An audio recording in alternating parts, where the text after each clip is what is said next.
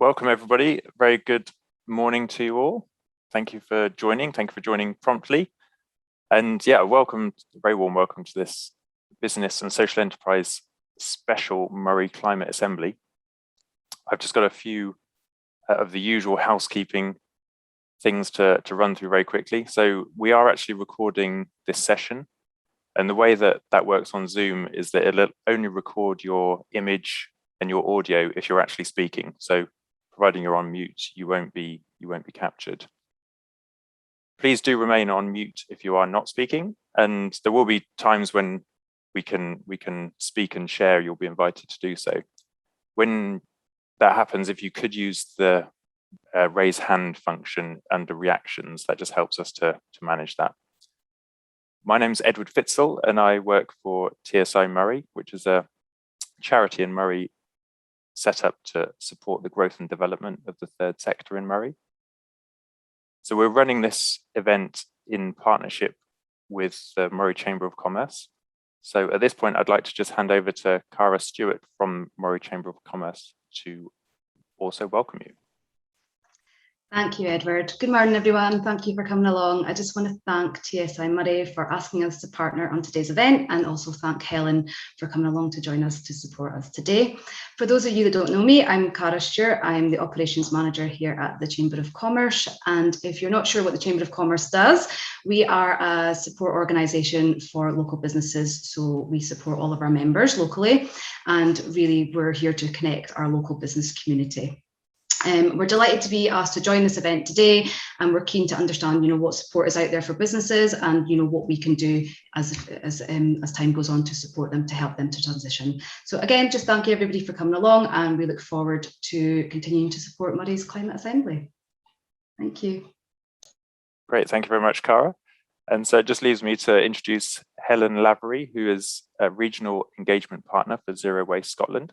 So Helen has recently been working in partnership with Highlands and Islands Enterprise to support small and medium-sized enterprises and also social enterprises to adopt circular economy principles. Join us today and to share her insights and knowledge. And so at this point, I will hand over to you, Helen. Thank you, Edward. And can I just check that you can see my screen now? It's sharing okay? We can see your screen and hear you clearly. Excellent, that's grand. So as Edward said, I am Helen Lavery, and I am Regional Engagement Partner with Zero Waste Scotland. And I'm here today to give an introduction to the circular economy, what it means for us as individuals, and also what it means for our business community as well, and how we can all adapt our business models to become more circular and to use resources more efficiently.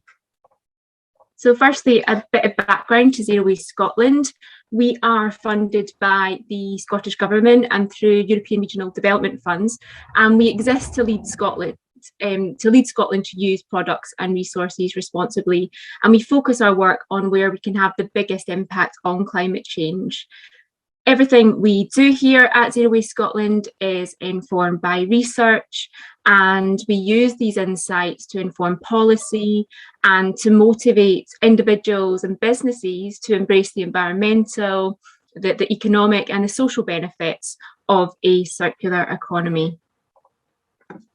So I put together a high-level agenda for today's session. So we'll kick off with a brief introduction to what we mean by the circular economy.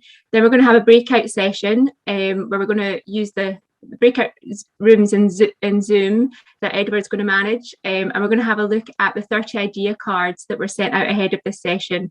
If you don't have them to hand at the moment, we'll also post them in the chat box so you can access them. Then we'll come back together and we'll feed back on some of the ideas and conversations that we had in our breakout rooms. Then I'll take you through 9 circular economy strategies that we can use within our businesses to support them in becoming more circular. And then we'll finish off with some of the support that's on offer from Zero Waste Scotland and open it up for any wider questions.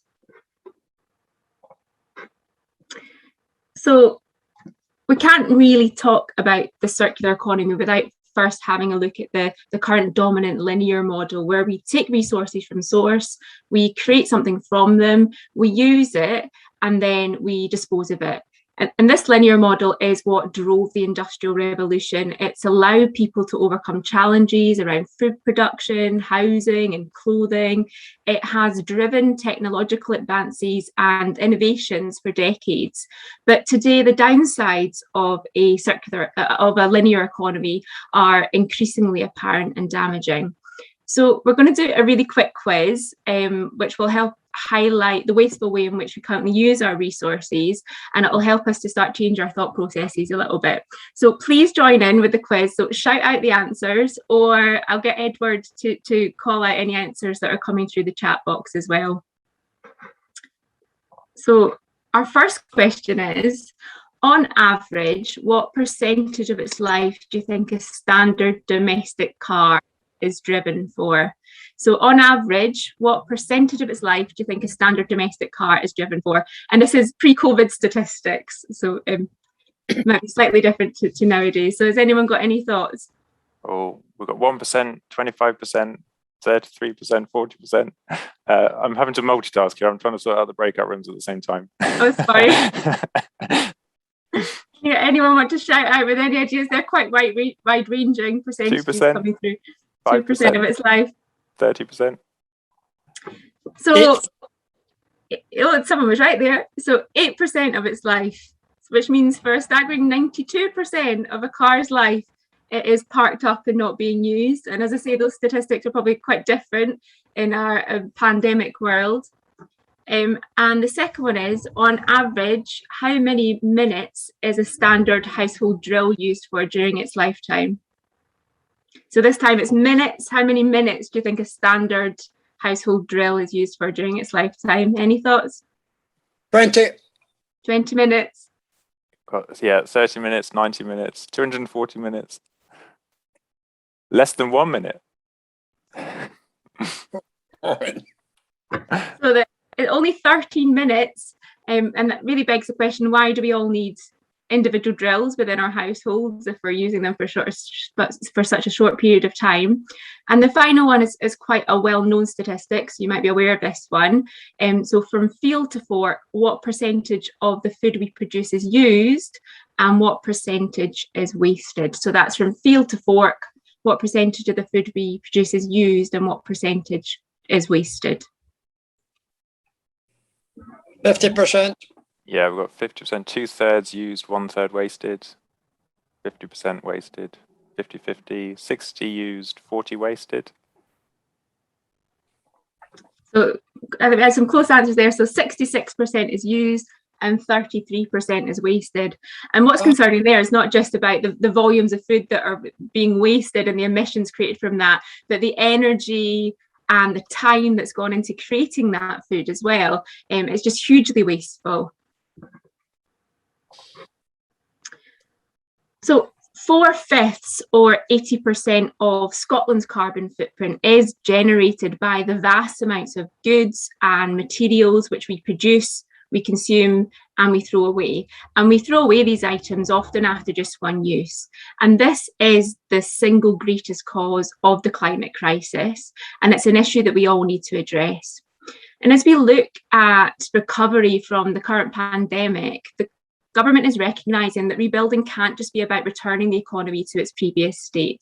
We are planning a green recovery, and the circular economy is going to play a big part in this, allowing us to collectively meet Scottish Government's pledge to reduce Scotland's contribution to the climate crisis in order to reach net zero by 2045. And Scotland's already made huge progress in the transition to renewable energy generation. And this is a really strong start in our journey towards net zero. Although it's not enough to save us from the climate crisis, but it does provide us with the conditions to create a circular economy, which will allow us to create stronger, greener, safer, healthier and fitter communities nationwide. So what is the circular economy? So the circular economy is a fundamental shift in the way that we manufacture, the way that we use, and the way that we view materials and products. So it reduces waste to a minimum by recovering and reusing as many products and materials as possible over and over again. And the circular economy is built on the 3 core principles that you'll see in this slide. 1, design out waste and pollution. 2, keep products and materials in use. And 3, regenerate natural systems. So in contrast to that linear model, it is a make, remake, reuse economy. And through maximising and maintaining the value of resources, we can cut consumption of raw materials vulnerable to climate risks and build supply chains that are diverse, they're distributed, they're flexible, and they are resilient. Now, the Ellen MacArthur Foundation have created a really good video that introduces the concept of the circular economy in quite a fun way. So I will play that video now. It might take a wee second to load.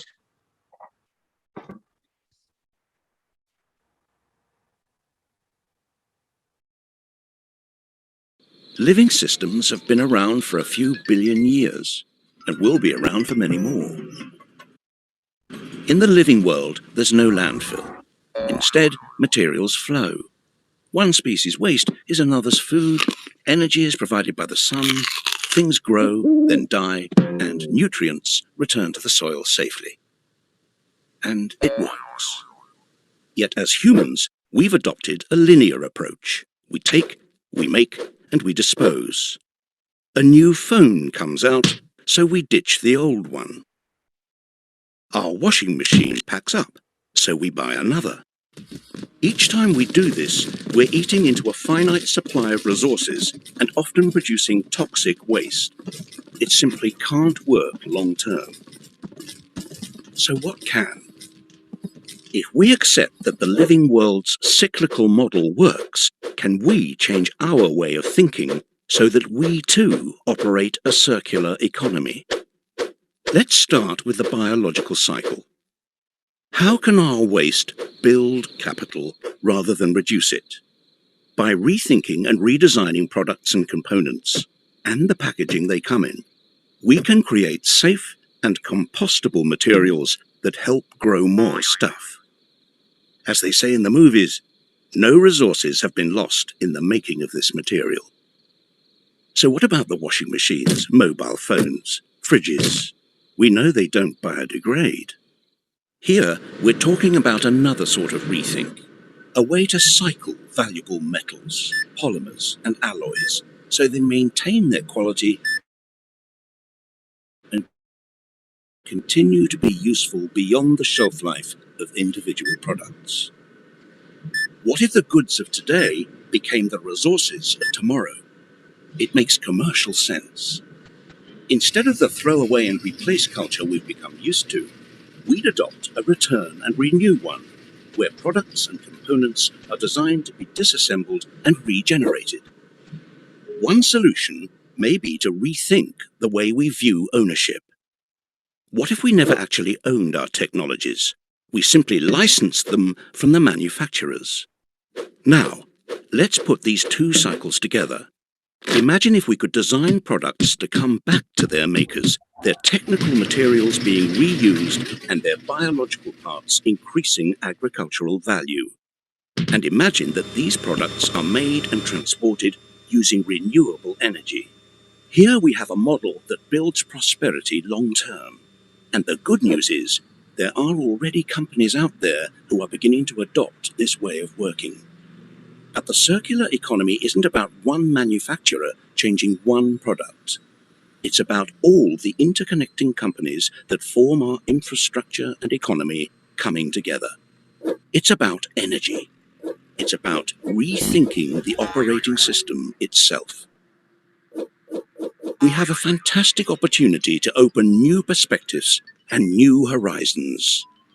Instead of remaining trapped in the frustrations of the present, with creativity and innovation, we really can rethink and redesign our future. And I really like that video because it highlights the fact that we are not just talking about individual change, we're talking about a systems change, and we're talking about new opportunities for collaborative approaches and working together in different ways.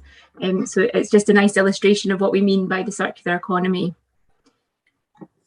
And the circular economy offers businesses across all sectors an opportunity to make significant savings and profits whilst offering much greater resilience.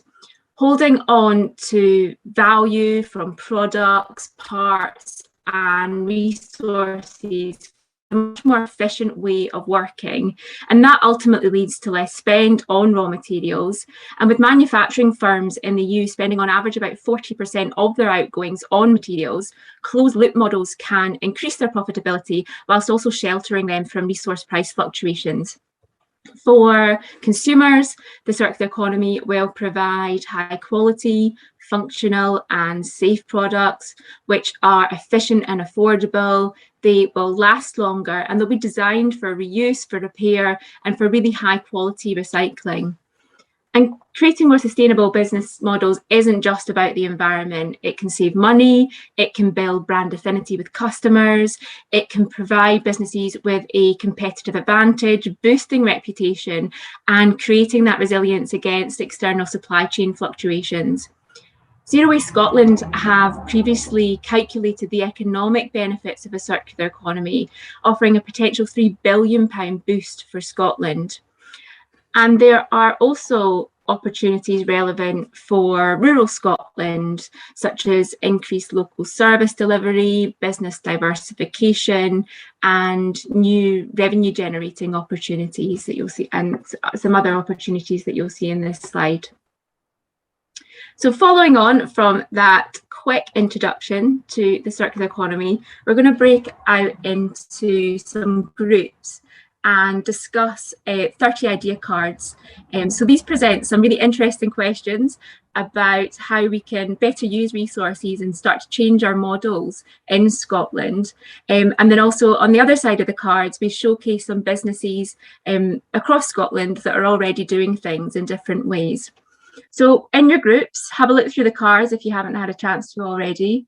And pick out a card which stands out to you. So it could present an opportunity to you as an individual or to your business or to the sector that you operate in, or even to Moray as a region overall. And spend some time in your group discussing some of these concepts and think about the opportunities, but also some of the challenges that these models present as well. So we'll take about 20 minutes to do that. And could I ask that each group nominate a facilitator just to keep you on track, and also to feedback to the main group when we come back after the session into the main Zoom room. So I think Edward spent some time splitting us all into separate groups. So hopefully that'll all go quite smoothly. And just pop in the chat if you've got any questions about what we're doing in the breakout rooms. But it's pretty simple, an informal conversation about some of the ideas that are coming through in those 30 idea cards. Are we good to go, Edward? We're good to go. I'll just open the rooms up.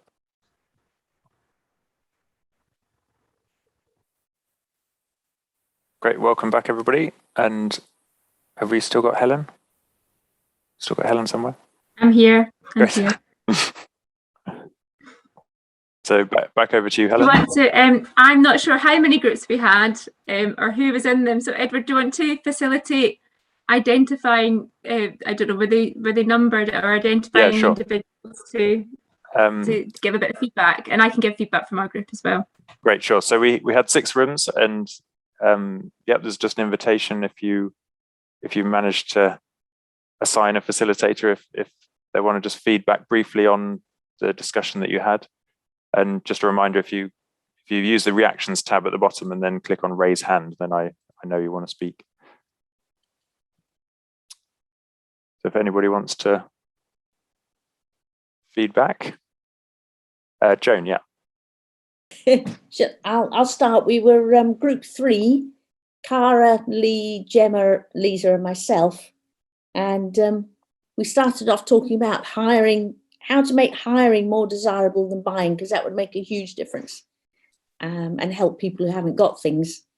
And then we talked about that it's not convenient in many ways not to have your drill to hand instead of having to go to a site and get the drill. And then we got into transport is a huge issue, local transport, because if you're in a small village and you have to go and get a drill from somewhere else, then that's your time, that's your petrol, so then someone came up with an excellent idea of having a social media group for every town and village where people put up what they've got for sharing, and people say, I've got drills, ladders, whatever, which would be really good. So you'd have it under one name, but for every place in Moray, you'd have a sort of informal sharing bank. And on the transport, we, because of the problems of that, we talked about banks of electric bikes to help people get around. We've also put in a bid, which, as Edward knows, for a sort of community ride share. So people still have their own convenience of having their own car, but they help others and get cost defrayed for travelling around, which would help connect Moray a lot more than it is. And it's an issue because it helps the whole recycling issue as well. It enables these things, and people are in petrol poverty. And then we talked about how to all electrical items should be recycled, but again, because Moray is very rural, lots of isolated places, not everything is. Sometimes it's thrown in the bin, and it would be a help to have local electrical collection sites, not just central, where not everybody can get to. Great, thank you very much, Joan. I think that's enough. Perfect, thank you. Over to Fee Thompson. Basic discussion that we had, I think we did try to look for the cars, but we didn't really, I don't know if we actually ever sat on one, but we were looking at how existing businesses can adapt, and actually how people can adapt, because technology is moving so quickly and things are changing so quickly that people want the latest thing. So a bit like Joan's group, we did sort of run through leasing and hiring goods like white goods and things like that as a way of making things more durable and long lasting, but keeping businesses turning over. Because we had Phil in our group, so Moray Wastebusters, there was we did have someone who had a good knowledge of recycling and reusing goods. So he gave us an outline of some of the difficulties currently in recycling goods, things like components being glued together, difficulty of separating out materials, and this could be something that we would insist or people could insist could be made easier so that we can actually recycle goods. And he's saying at Moray Wastebusters about 34% goes into landfills. So we had talked quite a lot about things like leasing or streaming movies, films, streaming music, and how we have taken hold of the idea of leasing music and things like that. And there is a wish there, and as long as it's a better offering, that generally people will take it. So we like having all of these things to hand, and that has stopped us producing all the plastic that is involved in making them as hard objects. And we've got used to the idea that we don't own them, we lease them. So good design is a really important thing. We want things to be well designed. Things at the moment often are very cheaply made, and they don't have that lovely element of design. We're often very much more prepared to pay for something that's quite high-end design. So there is, all of us, and I've had experience of this, all of us sort of agreed that there is a will from businesses to start to move in this direction, that that they do have a will. And then the last question that was asked, but we didn't get enough time to discuss it, is, does sustainability sell? Are we wanting to buy more sustainable goods? Does it sell? I think that's everything. Anyone from my group who thinks I haven't covered or haven't said anything, please step forward now. Thanks very much, Fee. Fabio. Thank you. I can't remember our number. I think it was number 2. Anyway, we had Craig, Kat, Andrew, and Angie, and very similar, I think, discussion on some aspects from what that reported by Joan in relation to really making sure that some of these ideas could work in a rural setting. So potential for, with clustering or hubs help. Can do recharge stations, and quite interesting that the idea of a recharge station wasn't just a physical recharge station for a battery, but for recharging our human batteries and reconnecting with people where sometimes isolation, particularly in the wake of the lockdowns, can be a real issue. A network of 2 libraries dispersed through the area. So again, using some online system to say, actually, Edward has got a drill and a wallpaper stripper, and he's looking after those, but they can be used by someone because they're kind of almost common property. But Edward is the one looking after those 2, Fabius looking after some other stuff, and Helen is looking after something else. So some of the enabling systems and websites already exist. But it was quite interesting thought that I think is really applicable to us at TSI Moray and potentially to the chamber as well, was actually thinking not just about the products and reducing the carbon footprint, but actually anything that can stop people having to reinvent wheels. So a bank of policies that businesses or third sector organizations, committees, social enterprises could just dip into for any policies that's relevant to what they need in their organization. So they don't have to put that effort in there. So it doesn't reduce the carbon, but certainly reduces and minimizes duplication of effort. Knowing what's already out there would be helpful, and Angie gave an example of a network of, I think, climate champions throughout High, where it really enables that connection to be made between a client looking for help in a specific area, as it may be carbon reduction, and connections then being made with someone locally who can help. And Craig also suggested maybe a route map to accessing support and information. Is there one? If there isn't, why not? And when we're going to have one, can we develop one? I think that covered everything. Certainly everything I captured. If I missed anything, please do come in. Great, thanks very much, Fabio. Was there anybody else that wanted to feedback from their group?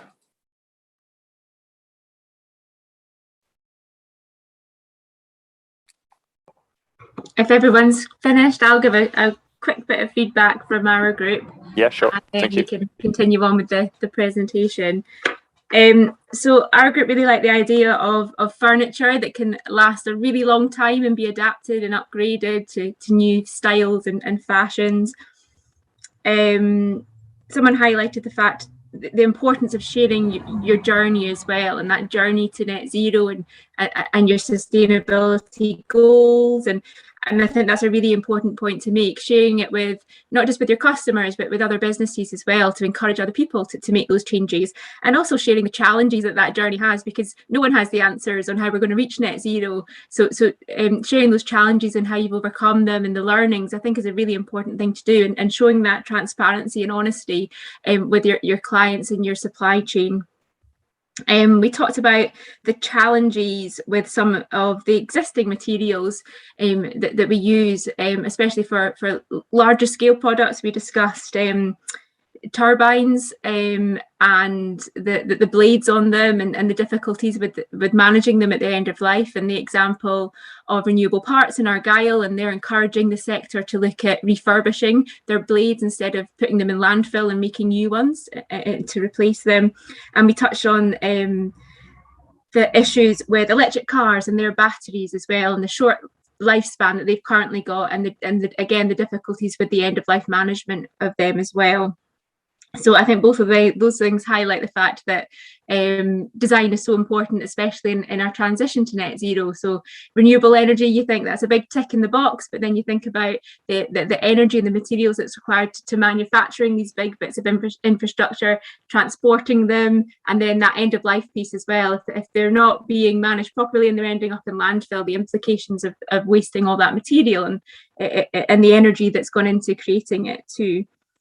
And we talked about the culture change that's required, and the fact that at the moment our culture really pushes that owning new things and having the latest technology and having the big shiny new cars is a sign of wealth and a sign of success as well. So how do we overcome that? And we spoke about, you know, how using lease models and maybe leasing instead of buying products could overcome and act as a bit of a transition as we go from, you know, wanting the newest, shiniest thing to maybe still having it, but then the manufacturer is still responsible for that end of life. So they're not just going to waste when we want the newest and the next version as well. So does anyone have anything they want to add? I see that Roy has got his hand up on my screen. I'll let him come in. Yeah, thank you. I just want to add, it might be useful to think about what are the really efficient recycling, reuse, you know, cycle economy things that exist at the moment. And the one that came to my mind was money, because I can go onto my computer, find a farmer in Tanzania who needs a loan and loan them that money. And then they can use that money, make more money, and then give it back to me. So it's really efficient, really reuse, recycling, and that's what drives the economy and makes it more difficult for other recycling to come in. If it was less efficient, there'd be more incentive to actually reuse and recycle other things. But it's really efficient, and that makes it, that's what's making it more difficult, in my view. That's all I wanted to say. Thank you, Roy. So before we move on to the rest of the presentation, is there anyone else want to comment on any of the items discussed or anything in the cards? I wanted to run through a number of strategies that we need to focus on in order to create a more circular economy in Scotland. So I'm going to go through each of them in turn and give some examples of them in action. So our first strategy is circular design, which we've touched on a little bit in that previous session. And design sits at the heart of the circular economy. To change the system, it requires us to redesign everything: products, business models, regions, and those linear systems that have lasted for centuries. And we need to educate and inspire the design industry to take up this challenge. So when something is designed, really important decisions are made, and these impact on how it's manufactured, how it's used, and what happens to it when it's no longer used or wanted. And it's really difficult to go back and change those decisions after the design phase. So more than 3 out of 4 decisions that directly influence material selection and manufacturing processes are determined in the design phase, and over 80% of the ecological costs are determined before a product is even created. So we have to design products that are easily repaired or remanufactured, look at more modular designs, and consider how we can ensure the materials used can remain within the value chain, with manufacturers taking on board extended producer responsibility. A great UK example of a company redesigning entire products to become more circular is Isla Bikes and their Imagine project. And I'm going to play a short video which talks through the Imagine project. Again, it might take a little second to load.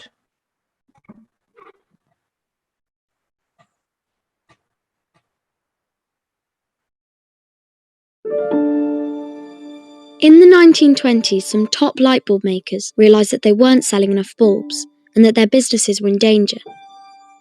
Their solution, radical for the time, was to make their product worse, so that it would have to be replaced more often. It saved their industry, but today it is costing us the earth.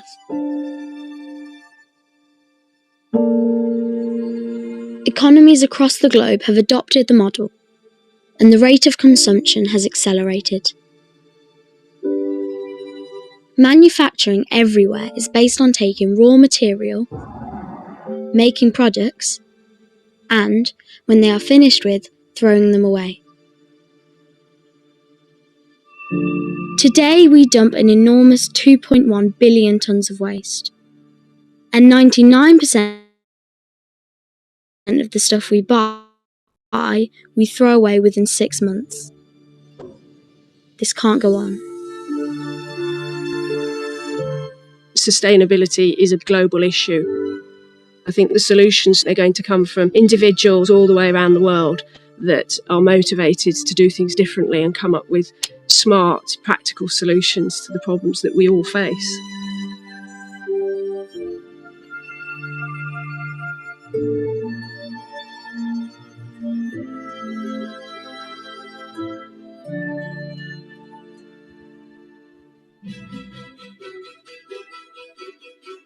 We're embarking on a new project. It's very exciting, and we're hoping that once again that our customers are going to be very involved and a part of this new adventure for us. We're developing a small range of much more sustainably made bicycles. We will manufacture those in the UK and then rent them. The ownership of the bicycle and therefore the responsibility for the raw materials will remain with us. And when one child's grown out of the bicycle, it'll come back to us and we'll refurbish it and then rent it to another child. We're going to have to rethink every step of how we make bicycles, how we provide bicycles for families.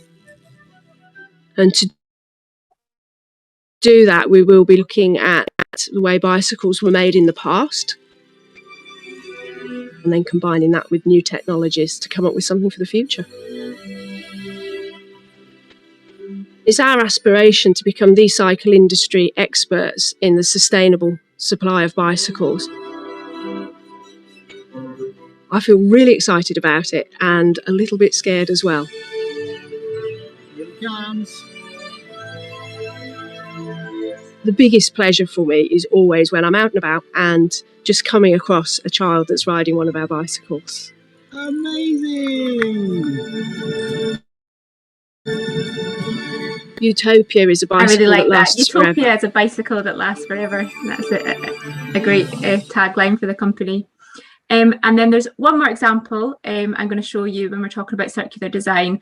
And this is a company that's reimagining long-standing products and how we design and how we use them as well.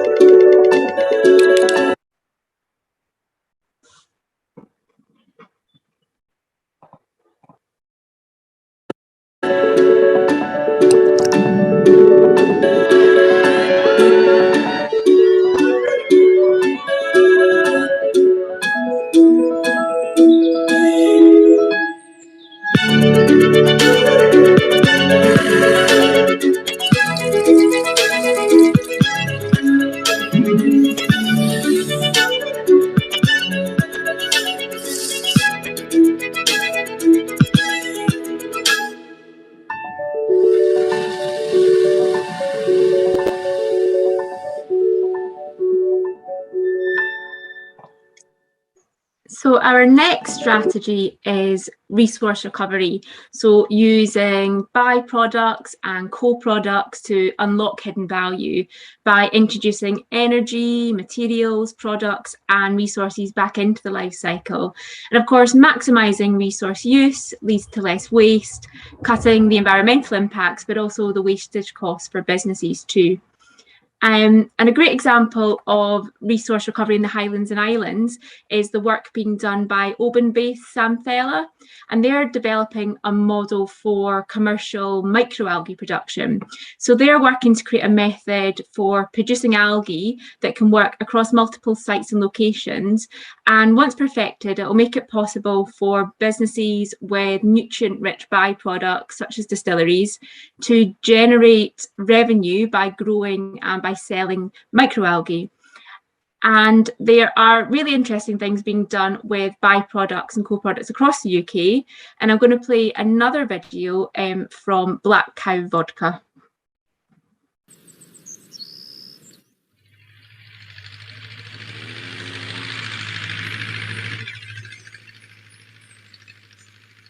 Here in West Dorset, we have a secret way to make vodka from the milk of grass-grazed cows. The milk is separated into curds and whey. The curds go off to make cheese, and the whey contains the sugar we need to produce the alcohol. Using a special yeast, the milk sugar is fermented to make a milky beer. That beer is then distilled.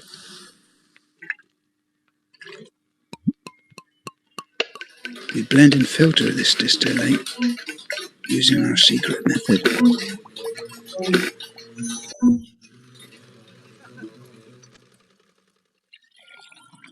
Black Cow, pure milk vodka. A vodka that's so smooth, you really can drink it till the cows come home. I'm not a fan of vodka, but that always makes it sound so tasty that I must try it one day. And we're lucky to have a real life example in the room to talk to us today about their approach to resource recovery. So I think we've got Howie Firth in the Zoom room with us. Sorry, I forgot to mention Howie was unable to join at the last minute. What a shame. Oh, maybe we can get him to do, I don't know, like a follow-up short blog or something about what he's doing in the area. Yeah, we're actually going to invite him to a future Moray Climate Assembly, so we won't miss him. Okay, we'll skip over that bit then. Sorry he couldn't be with us today. We'll move straight on to our third strategy then, and that's enabling technologies. So design, manufacturing, distribution can all be done digitally and in efficient ways that reduce environmental impact. For example, monitoring product usage to reduce energy consumption, cutting down on labour and material needs through 3D printing, and streamlining distribution. And we've been supporting an Edinburgh-based company called Wreath. And Wreath are a technology firm on a mission to empower more companies and organisations to embrace circular economy models. So Wreath are committed to developing the digital infrastructure needed to help shift to a circular economy. And they're working with businesses in the food and drink sectors, cosmetics, and even industrial companies that want to track their reusable assets. So their system works through allowing businesses to give items they want to reuse, from packaging to PPE, a unique identity, and this is its digital passport. And these items can then be tracked, and every time the equipment or packaging is used, filled, refilled, or cleaned, it's given another stamp on its passport. And this creates a digital ledger that gives a complete life history of that item's life cycle. And it helps businesses generate insights, it helps them create new revenue generating opportunities, and it helps them to identify savings too. And another really good example of a company using technology to maximize resource use is Bueno Technologies. And I've got another video which tells us what Bueno Technologies are up to.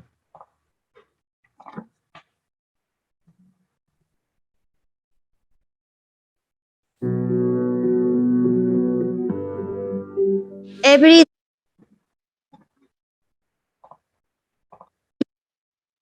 day, 1/3 of all food, either harvested or produced, goes to waste. At the same time, 1 in 9 people go hungry. Food is too precious to be wasted. We are the first hotel chain in the UAE to have embraced the future kitchen. Food waste and artificial intelligence is supporting this ambition of being innovative. We decided to implement Bueno across all our properties because we recognized food wastage as a real issue for our business. And it's a social issue, it's an economic issue, and it's something that we really wanted to address.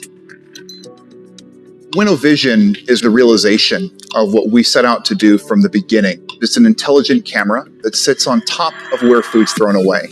Our technology is trained to identify what that food is, putting a cost to that food waste, and automatically giving that insight to the chef to help them cut food waste in half. With the Bueno Vision system, it is really easy to be conscious of how much waste you're producing. If you put the waste in, it captures it on camera and it recognises it. It calculates it by weight and it gives you a value. The vision system is very accurate at recognizing different products. Whatever they may be, whether it's a meat product or veggie product, it recognizes it really well, and that is exceptional. I'm really proud of the results that we've achieved in partnership with Bueno. 1.2 million meals have been saved through this approach. We reduced our food waste by 72%. We saved about 250,000 meals. In dirham, it represents about 1.3 billion.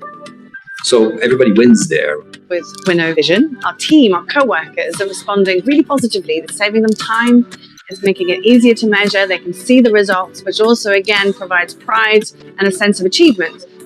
We see an opportunity for the hospitality industry to adopt artificial intelligence technologies to help them manage food waste. Today, what we're really proud of is that we're saving $30 million a year in food from being thrown away.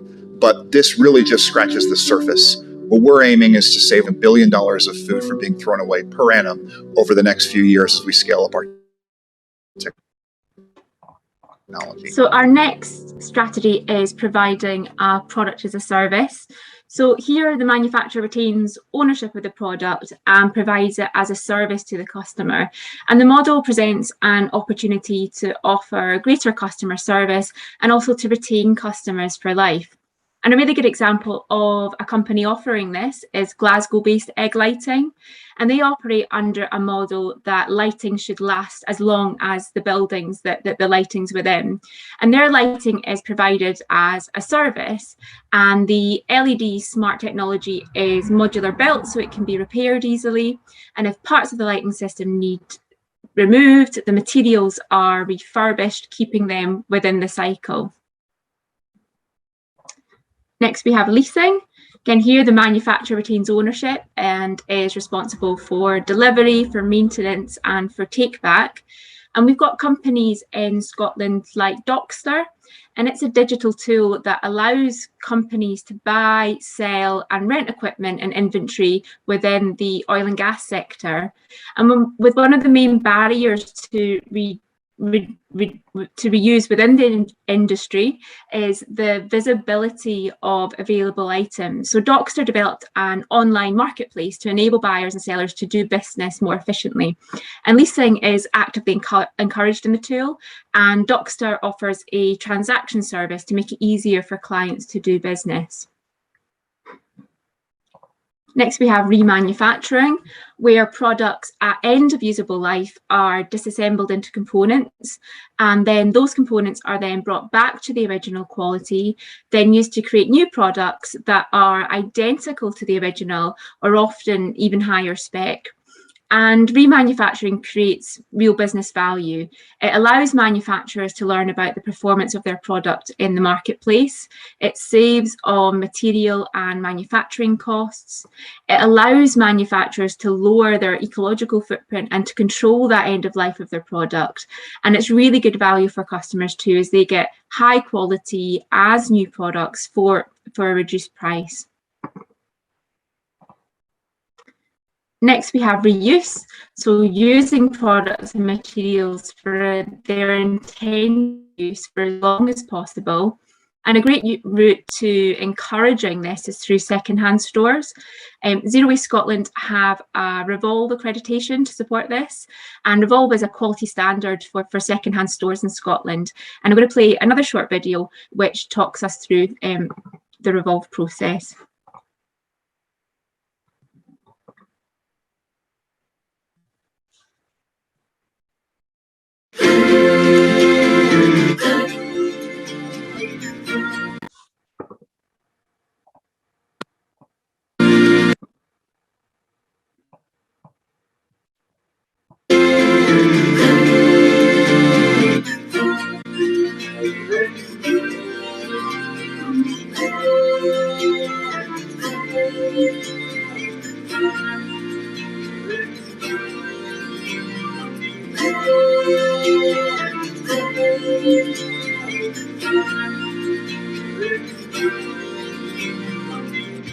when our customers buy from a Revolve shop, they should feel confident they're buying goods that have been tested, that have all the fire retardant labels. It's like an Richland staff for charity shop, so if we put that in the door, it means we've got good quality.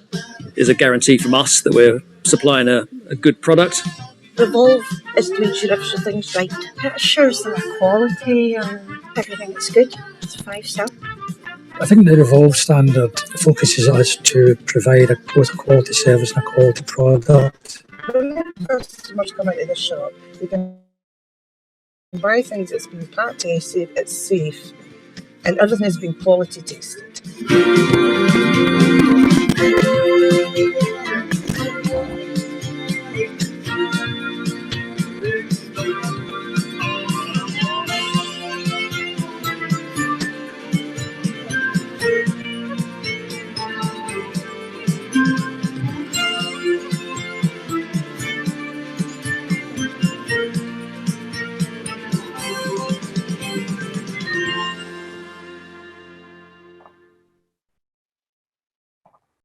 Our next strategy is repair. So design is obviously really important here to ensure that products can be separated and disassembled for repair easily. And a good Scottish example that we've already touched on of repair is Renewable Parts, based in Argyll. And they own and operate a refurbishment centre for wind turbine components. And their service enables parts to be recycled and to be reused. And this model provides a steady long-term income flow for the company and creates long-term relationships with their customers. And their customers then get access to spare parts at a much lower cost and also with much shorter lead-in times. And reverse logistics is a key part of the service that Renewable Parts offer, making it easier for customers to return the huge components back for repair. And our final strategy is the sharing economy. So sharing assets across multiple users, either through the manufacturer retaining ownership or peer-to-peer sharing. And this is a really interesting model for our rural communities in Scotland. And a great Highlands and Islands example is the Mull and Iona Community Trust Community Fridge.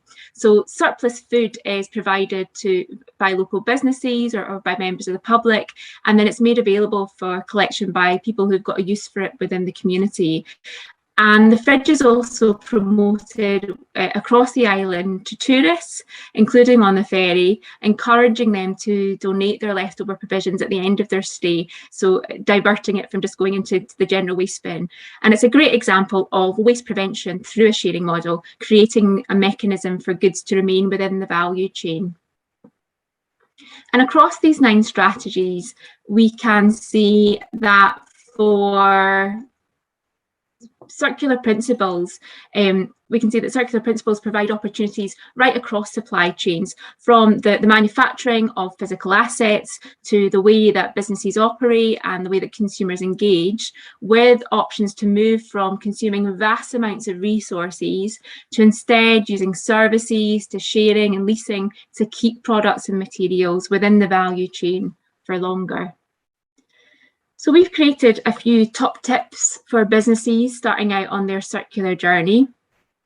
So I'll just run through them quickly. So firstly, it's not all about creating new innovative products. How can those strategies that we've just discussed be built into your current business model? Don't try too many things at once. Pick one thing, even if it's a small thing, and build on it. The third one is really important, is think about the full life cycle of the materials and the products you use.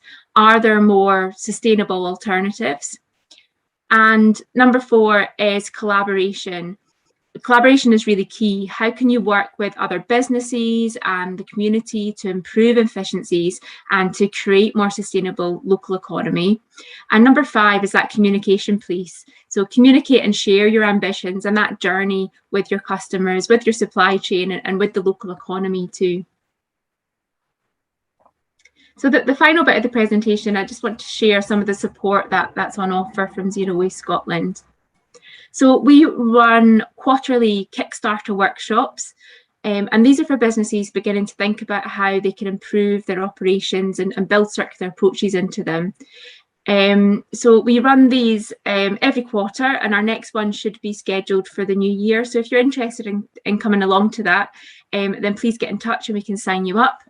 We have our Circular Economy Business Support Network, or SCEBN, and it's overseen by an active steering group and provides opportunities for businesses in Scotland to come together and to focus on collaborative action and work together to drive forward the circular economy in Scotland. We have our Circular Economy Business Support Service. So this provides dedicated consultancy support to build business cases, to look at market assessments, life cycle analysis, stakeholder engagement, and much more in order to accelerate a circular economy idea and project within a business. We have our Circular Economy Investment Fund, which is still open for applications, but is likely to close at the end of the year. And it offers between £50,000 and £1 million to really large-scale circular economy projects. So the fund is looking for significant carbon savings. We're looking for really innovative, new to Scotland business models or technologies. We've got a focus on the energy sector, construction, and the bioeconomy this year. And projects have to be really quite far advanced in their development as well. So it's worth getting in touch with a member of staff in Zero Waste Scotland before filling out a stage 1 application if you're interested in the fund. And we also have a huge range of resources available on our website, including food waste reduction guidance, circular construction best practice, information about the Revolve accreditation for third sector organisations, which we showed a video about. And we've got a circular procurement directory that is about to launch, and you can register to either be on the directory or to have access to it once it has launched. And we also have details of upcoming legislation that might be of interest, so on the Single-Use Plastic Directive and the Deposit Return Scheme, which both come into play in 2022. And a great place for businesses to start is having a look at our Circular Economy Accelerator site. And on that site, you'll find a really good resource, which is a set of worksheets. So if you're interested in understanding and working through how those 9 circular strategies might be used in your own business, then it's worth checking out those worksheets, and it will take you through a process looking at the resources you use, where they come from, what happens to them at end of life, and then works through how those strategies might be used within your own business. I also wanted to mention our energy efficiency business support service. So this service offers free advice and technical support. It shares best practice and new technologies to support organisations to be more energy efficient and to reduce their carbon footprint. And part of the service offers a free energy audit to companies. And there's also a very generous 0% interest loan scheme at the moment that has a really generous cashback incentive attached to it. So if you're looking at improving energy efficiencies within your business, then I would recommend getting the audit done and then looking into accessing that loan scheme at the moment as well, to implement some of the changes that might be suggested. And that brings me to the end of the formal presentation. So I will hand back to Edward, and we can open it up to any questions and a wide discussion, because I think we've got quite a bit of time left. Great, thanks so much, Helen, for that insightful presentation. And perhaps if you, so there was one question that came up, are we able to share your slides? That was one question. Yes, of course, we can share the slides. What I'll do is I'll try and reduce the file size. I might take the videos out and we'll just attach the links to the videos rather than try and email the full slides out to you like that. Yeah, perfect. That'd be great. Thank you. So if anybody's got any questions, I just invite you to use the reactions icon down at the bottom of the screen and then click on raise hand, and then that makes you pop into the top left-hand corner of my screen so I can see that you're asking a question. So if there's any questions, now is the time. Hello. Thanks very much. That was a really interesting presentation. And I'm just wondering if you wouldn't mind posting some links in the chat to the various the loan scheme and the various other resources that you mentioned. What I'll do is I'll make sure that we'll send out a follow-up email, and I'll make sure that all those links to all those resources are in that email. Thank you. That's great. Great. Thanks, Sarah. Andrew. Yeah, hi, Andrew Drummond, Transition Town for us, and we're trying to do some of these things, like we've been running repair cafes and trying to set up a tool library. This is core to what we do, but seeing some issues here in terms of how we get this across to people, in terms of, PR, advertising, these kinds of things. There was what seemed to me a bit of a gap in that first video, in terms of making an argument for when sharing things is a better idea than owning things. It seemed like it was just put in that, sharing something would be a solution and never explained why. And, there needs to be made more clear where, when something's used briefly, it can save a lot of energy and resources and, space in people's homes. And it may seem obvious to us, but it's not obvious to everyone in the public. And there's been this, serious PR blunder globally with what's become a bit of a joke from this the World Economic Forum's thing. In the future, you'll own nothing and you'll be happy. And it's become a meme around the world of people becoming wary of something they expect, like the Communist International, something going to come and take away their stuff and their rights and all that. So it needs to be made, understandable and approachable, where these things will be appropriate solutions, because not everything is going to be appropriate to a rental or subscription model. People aren't more likely to share their clothing, and many people worry that they won't be able to afford to keep on payments that go on to eternity. And so subscription models aren't an all-round and permanent solution. There may be something that's a transitionary thing into a better model, where things might be a public sector service, something like we already have libraries for books. People, they pay some taxes that go towards that or something, or they may not if their income can't support that, but they would have rights as an access to that. So, we need to get to better economic systems that support that kind of thing. And fundamentally, this drive to have people consume more and more, that idea of built-in obsolescence, didn't come from nowhere. That was needed at the time because of a problem with our financial model, where credit is provided to groups at interest. That creates pressure for them to keep growing the production and consumption they're doing. And at the very core of our economic system, this money loaned at interest is incompatible with a circular and sustainable economy. So we're needing to address things at a very core level. So thanks, Andrew. That's a good point. Helen, do you want to comment on that?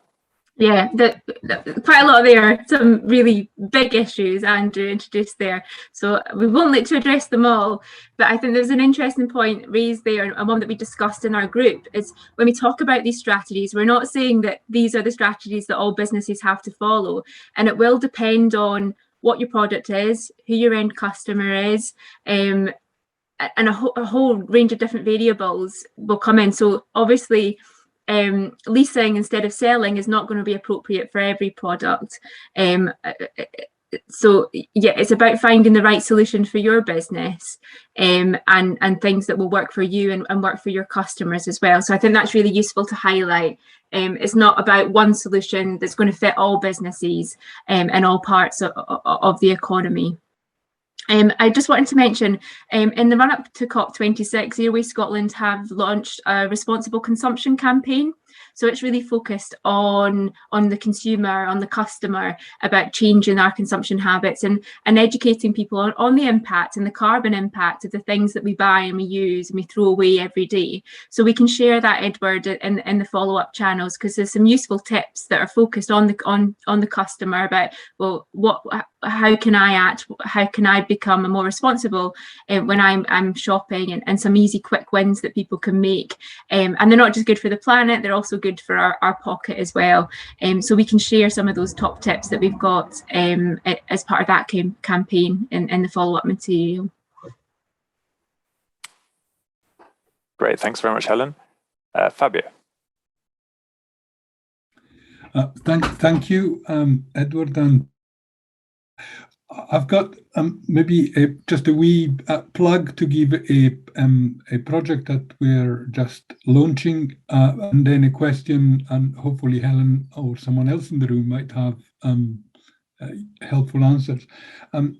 First of all, we are currently recruiting and should have somebody in post shortly for our Rural Living in a Carbon Neutral Moray project, which basically is maybe going to pick up some of the questions I've heard in my workshop and during the discussion about how do you actually, what does it mean to be carbon neutral in a rural place like Moray, and what can we do to reduce our carbon footprints as individuals or as businesses or as communities. What help and incentives and indeed regulation or legislation do we need to help us do that, and that kind of stuff. So we'll be probably building on some of the stuff that has come out from your presentation, Ellen, in terms of good ideas or generating further ideas about what a carbon neutral lifestyle might look like. So that's also a wee plug. The question is, there are a lot of, I'm assuming small businesses, but certainly to my knowledge, social enterprises, and Transition Town Forest is one of those, where there is real potential in terms of assets, both kind of physical assets, in the case of Transition Town Forest, a community garden and a lovely building powered by renewable energy. So really good physical assets and really good people assets in terms of people committed to different kind of, a lower carbon footprint, different lifestyles, different ways of meeting our needs as people. And they seem to be stuck very often in a cycle where they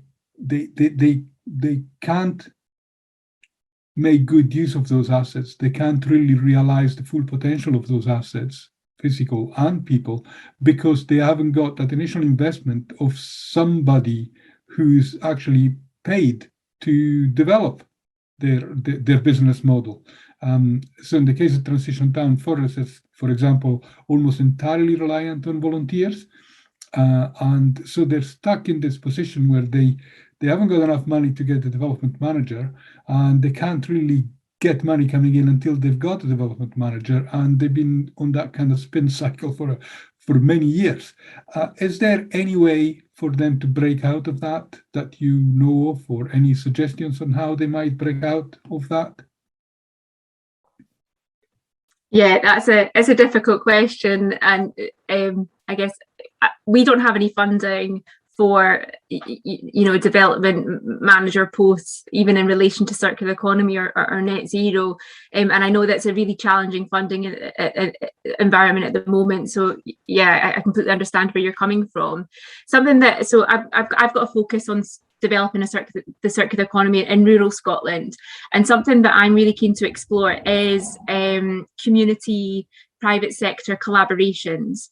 So I think that might be something that people are worth exploring. Are there any private sector companies in the region that would be interested in collaborating in some way with the community projects? So that's not necessarily providing funding, but maybe providing some resources, some business development expertise, or just some sort of high level insights into how you could create a more sustainable, income generating model for that community organisation, and potentially be doing it in collaboration with a business as well. It would depend on what they were looking to do and what the business was, how that would work. But I think it's something that will be required in order to accelerate the development of circular economy in rural Scotland. It's going to require the public sector, the private sector, and communities to come together and create action locally. Great, thanks very much, Fabio. Thank you, Helen. Just in the chat, there was a call from Joan for sharing any actions. So if anybody's got any actions that are arising that they've been inspired to undertake as a result of this presentation, please do share those. And Andrew, you've got your hand up. You were mentioning there about the funding, and that, yeah, it's generally for things like capital investment rather than personnel and that kind of thing. And when you talk about doing this in a rural setting, there may be an issue incompatibility with the size of, say, the Circular Economy Investment Fund, where it has a floor of 50 grand up to $1 million. And when you're in a rural setting, things in small towns are going to be smaller. Like, to set up our tool library, we may need only, say, one shipping container or something for storage that will run us a few thousand. It'll never start at 50 grand. And there may be lots of little projects within the town that different groups need. And the Scottish Communities Climate Action Network was suggesting setting up things like climate action hubs to help groups get funding in for this. But otherwise, there needs to be help for, doing these smaller things that there'll be lots of in rural areas. And I wonder, is there any way that you can work with Zero Waste Scotland to work out some kind of bridge in that, spreading out that funding into smaller pockets? Again, Andrew, a big question, and I'm really conscious of the gap in funding as well, and it's challenging for us in terms of encouraging people to make that step and make that development when the funding that we have is geared towards those big projects.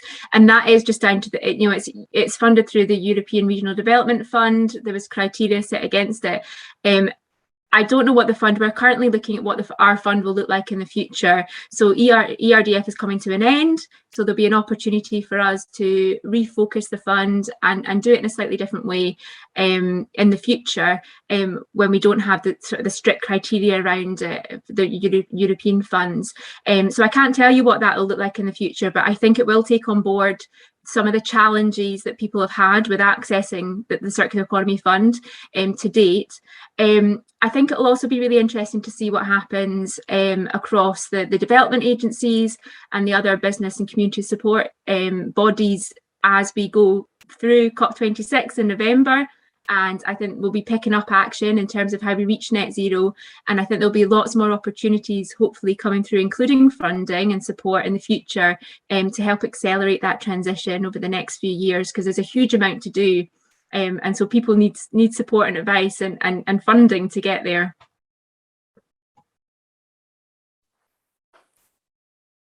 Great, thanks, Helen. Yeah, the perennial funding issue.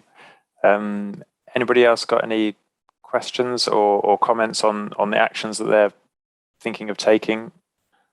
A couple of questions in the chat, Edward. Are there? Have I missed those? Could you read them out, Fabio?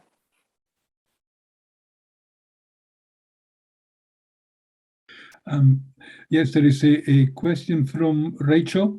I don't know, Rachel, do you want to read it, or you want me to read it?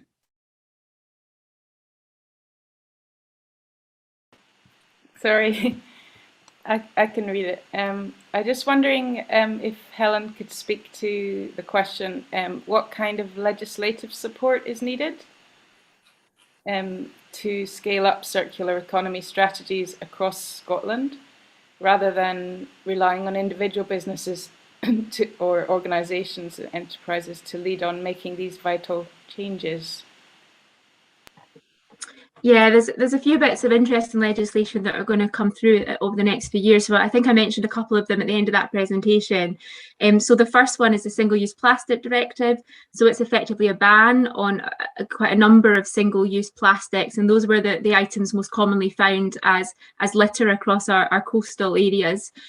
So that includes expanded polystyrene cups and takeaway packaging, those plastic sticks you get on balloons, plastic straws, plastic coffee stirrers, all these single-use items that aren't really required, but we see so much every day to day. So from next year, there will be a ban on selling them and providing them to customers for hospitality businesses and for retail businesses as well. So that's the first step. In the future, we're looking, I think it was out for consultation, I think it's closed now, extended producer responsibility on packaging legislation.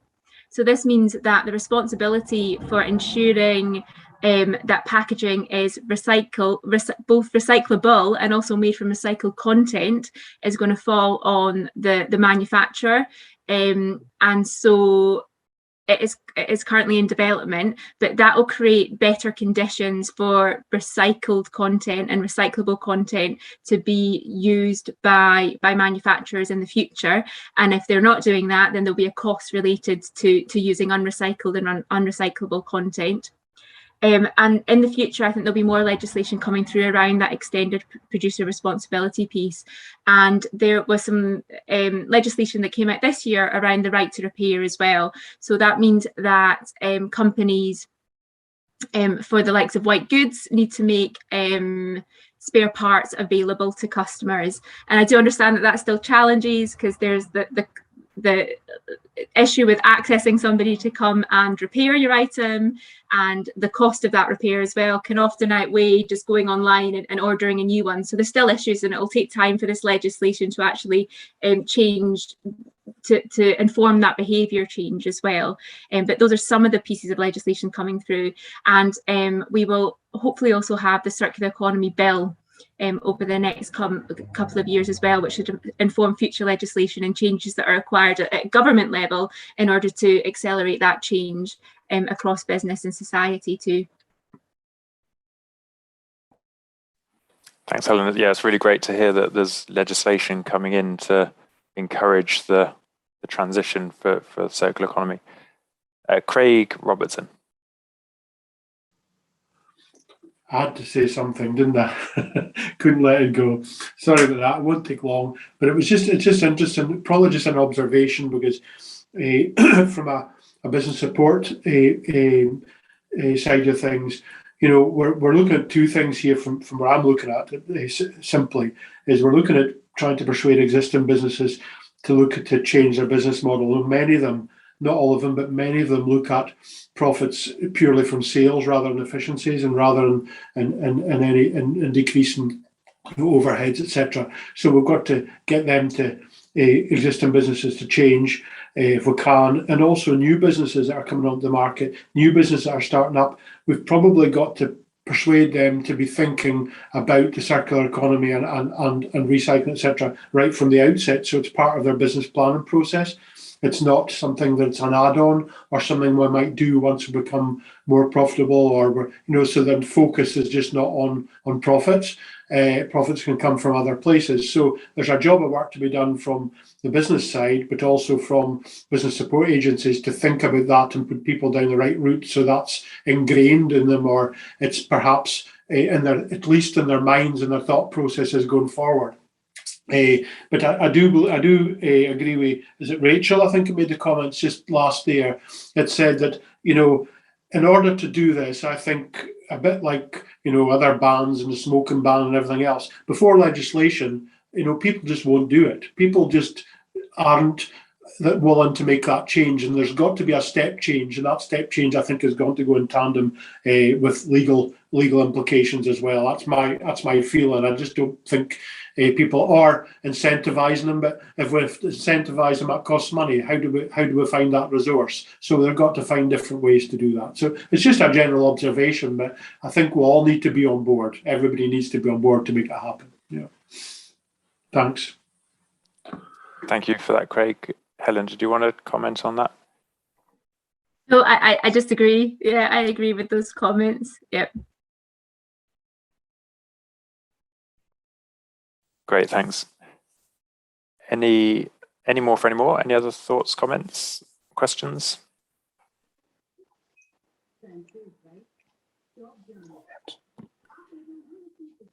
If not, then it just leaves me to close our session. So first of all, thanks so much to Moray Chamber of Commerce for organising this with us and co-hosting this Moray Climate Assembly. It's been really great to actually host a climate assembly with a partner and just start tapping into a new audience. So thanks so much for agreeing to partner with us today. And of course, thanks very much to Helen for giving up your time and to share your expertise, your knowledge, and your thoughts. And so, yes, absolutely, a virtual hand clap. We're the virtual silent hand clap. So yes, absolutely. Thanks so much, Helen. We will follow up with an email with slides, links to videos, links to funding and support, etc., etc. So do look out for that. We haven't actually got a date for the next climate assembly. However, if you make sure you sign up to the TSI Moray newsletter, which is you can do it at the bottom of our webpage. I'll just put a link in the chat. Then you can make sure you're kept up to date with when the next climate assembly will be. Thank you very much to all of you for joining today, for giving up your time to start learning about these new ideas, these new concepts.